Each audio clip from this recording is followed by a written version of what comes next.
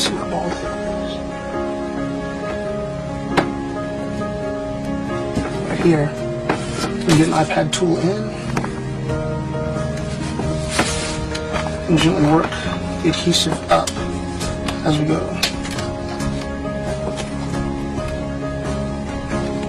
Again, this is with no heat gun.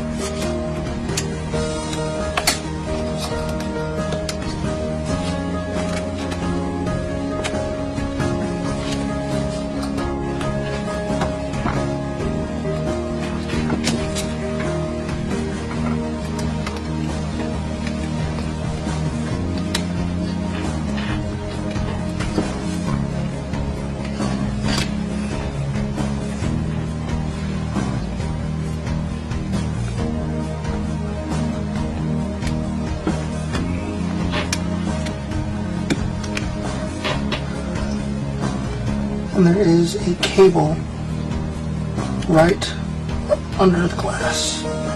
It's attached, probably for the home button switch.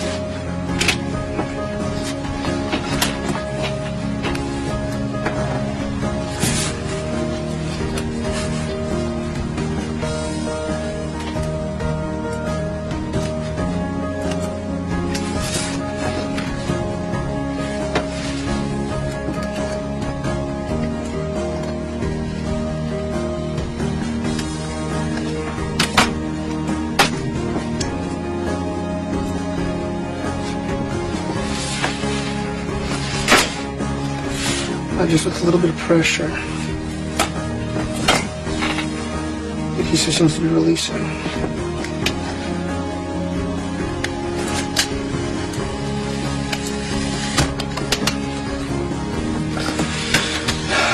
The digitizer cable is held in the lower left-hand side, and the digitizer is very, very, very small on this new model. Next, you'll see that there are a series of Phillips head screws, which is very different from the first gen iPad. They used Torx T5 screws.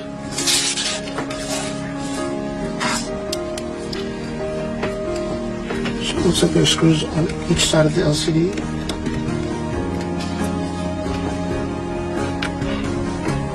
It appears there may be 4 altogether.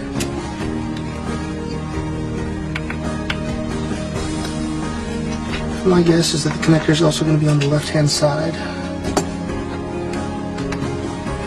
and it is lifting, and there is the slightly different lock bar system for, can you get in here, for the LVDS cable.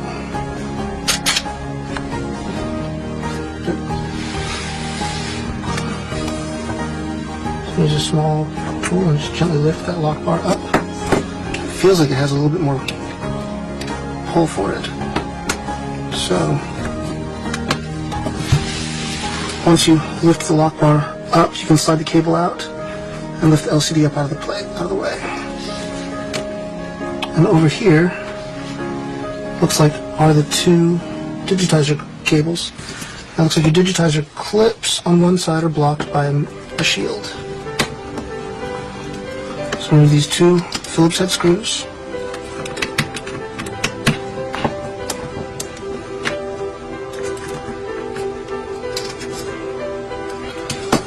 And then remove the small metal shield here.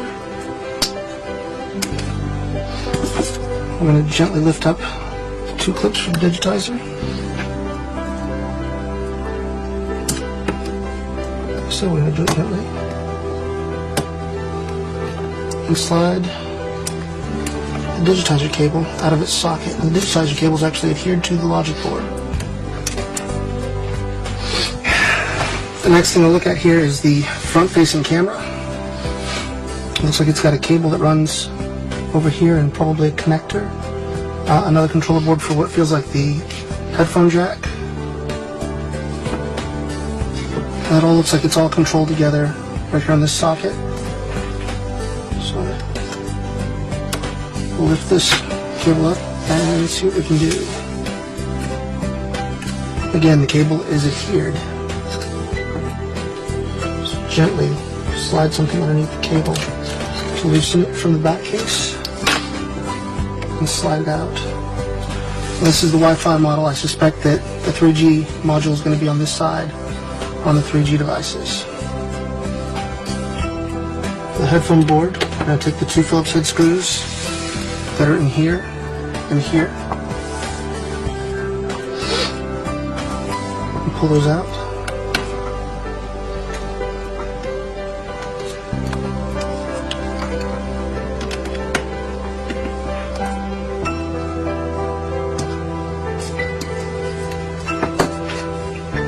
This cable lifts, the whole assembly is sliding. It feels like there are two connectors. So it looks like you need to slide a flat tool in between this cable and the back of the camera and then gently lift up. It looks like everything is still just adhesive, holding it all in place.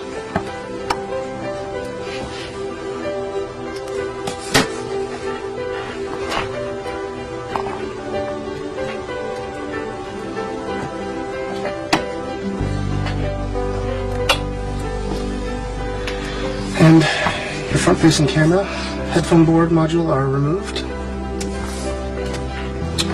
The next is going to be the dock connector and what looks like Wi-Fi antenna. There's a piece of tape going over this connection. So I'm going to loosen the tape up a little bit. And if I get enough to get my fingers on, peel it up, and lift this connector out of its socket. Again, it's underneath the speaker connection. The well-known slot on the back of the iPads everyone's worried about is the grill, which now only has one speaker assembly right here.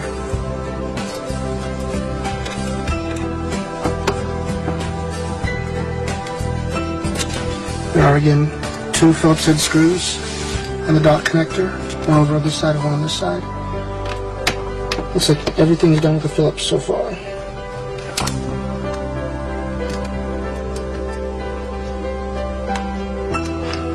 The dock connector slides right out of socket, no problem. It's got a nice bevel on the edge of it to fit the form of the iPad.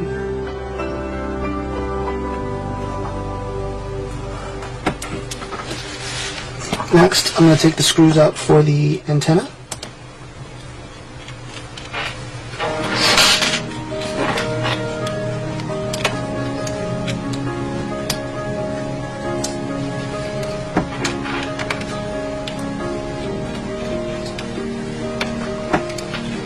And that screw looks like it held the grommet. I'm going to lift up the cable.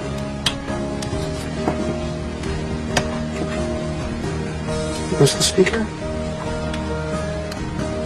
The speaker is probably adhered in place. It looks like it wraps around the edge here. So remove this last screw.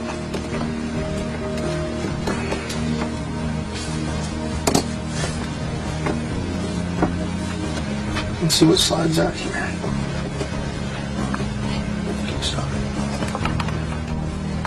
So in order to get the speaker out, it looks like there's a battery holding that all in place. So to get to that, we'll have to take the logic board out first. So when we come to this other connector, it looks like an LVDS connector. It runs between the battery here, the cells. And goes this controller board, which looks like it holds the volume rocker switch,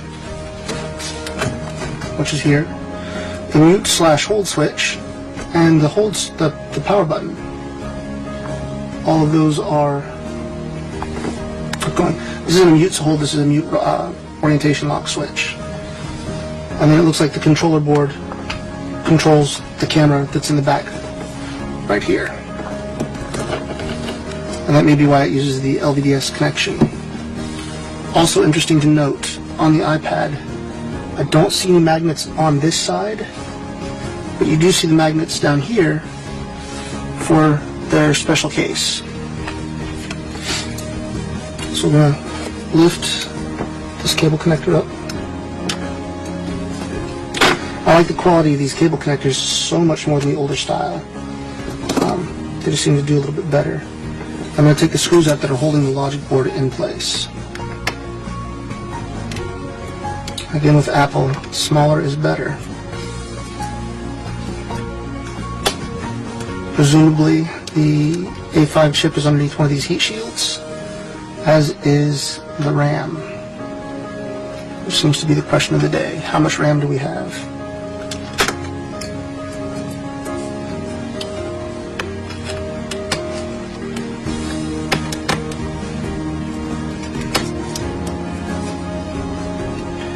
I also noticed that all of the screws seem to be more or less the same size all the way across the board. So there's something else holding this in place. Could be some adhesive and a battery connector. The question is, which way does this go?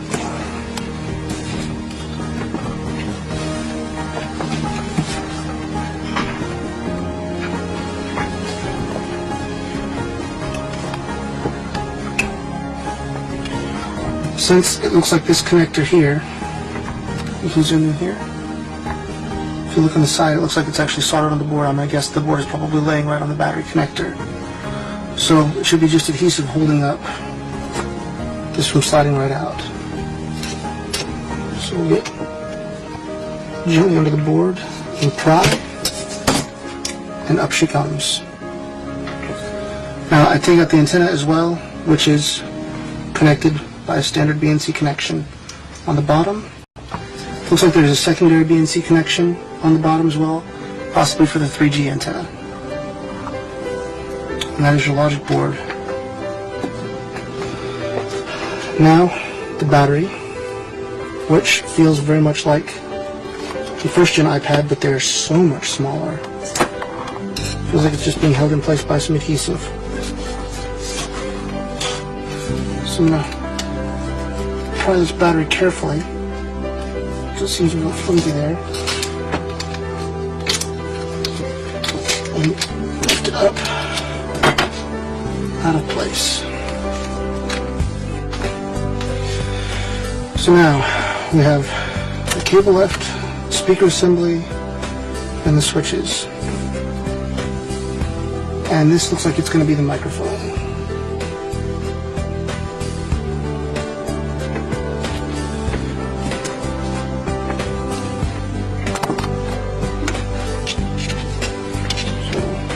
Try sliding this out first, seeing what we have. Hold it in place. There's some tape right here. It's underneath the battery.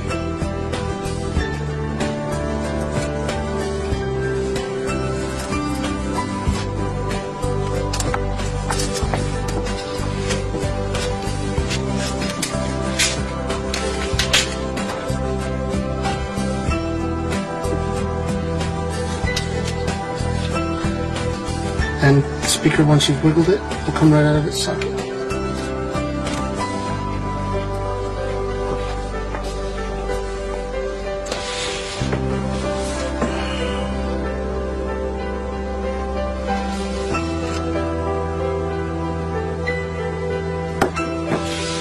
Next, I'm going to take out the screws, the remaining screws that are left in the iPad here. Again, Phillips head screws, holding connectors in place.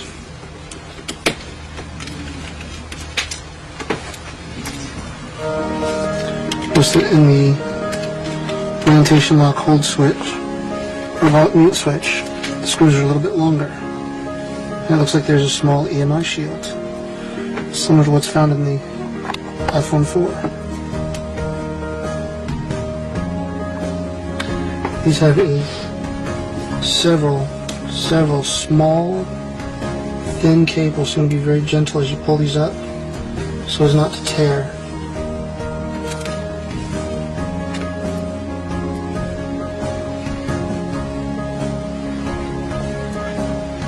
You can gently work this cable over the lip.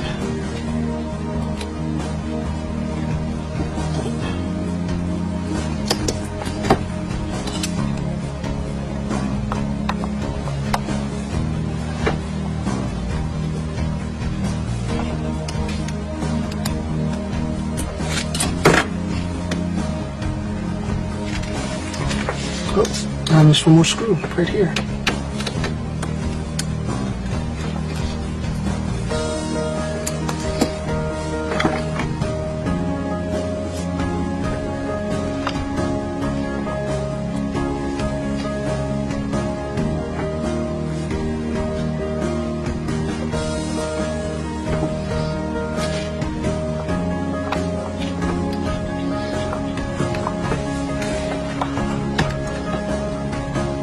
There's a foam cover.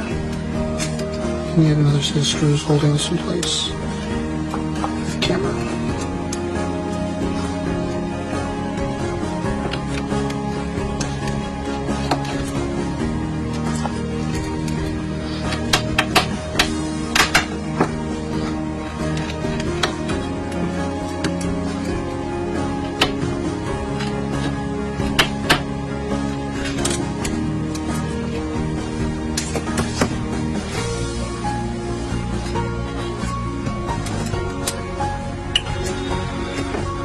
The rear-facing camera looks like it's designed much like its iPhone 4 counterpart with a little connector.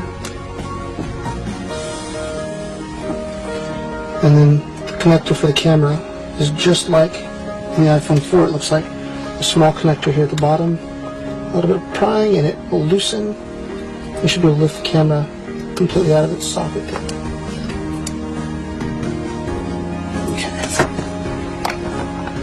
And there's the camera, smaller than Steve promised.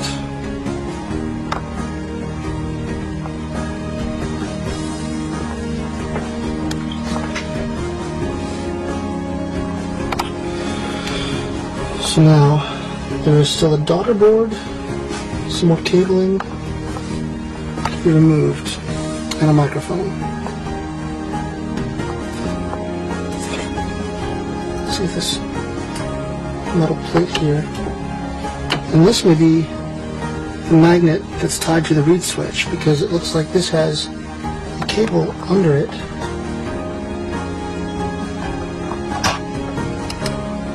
because there's one here down at the bottom as well.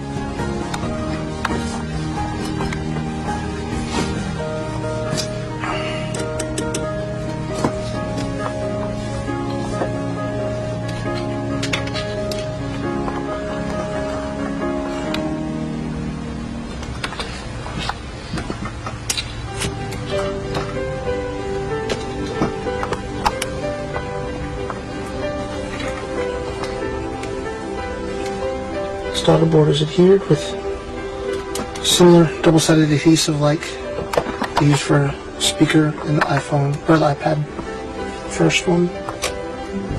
It's just gently sliding out of its connectors.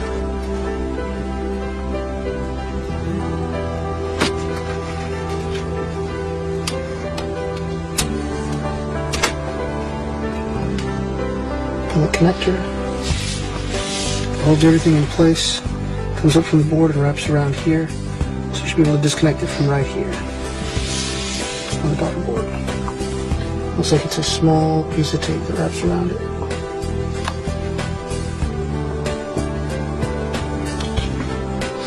So it looks like this cable is all connected to this daughter board with a little piece of tape holding the socket in place. So the edge goes right over the edge of that daughter board. You want to be very careful as you peel the tape up. In true Apple style, they have immensely secured this.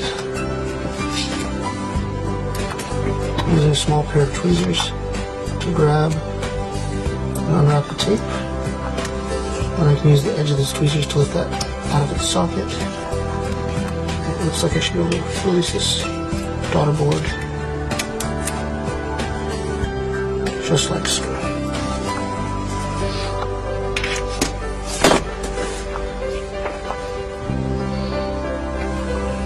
Now, gently peel this cable. Be, again, very careful with these cables because they tear at the drop of a hat.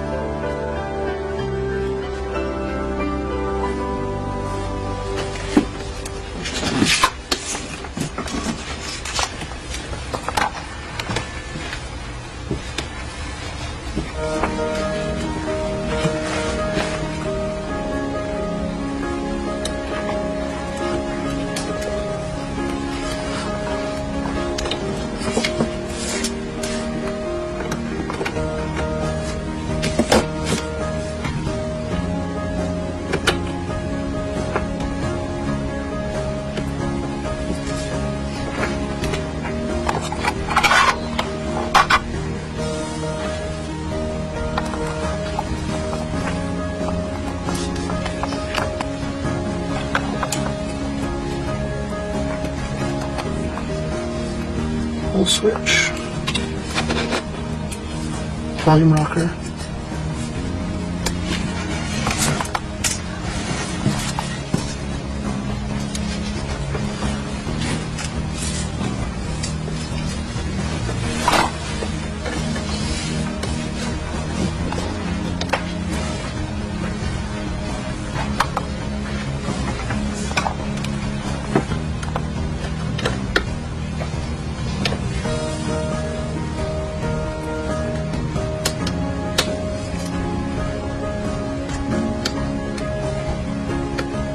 microphone,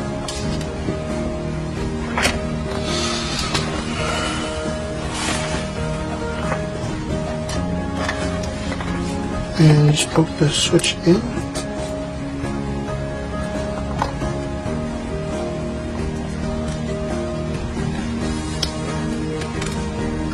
There's your hold switch assembly.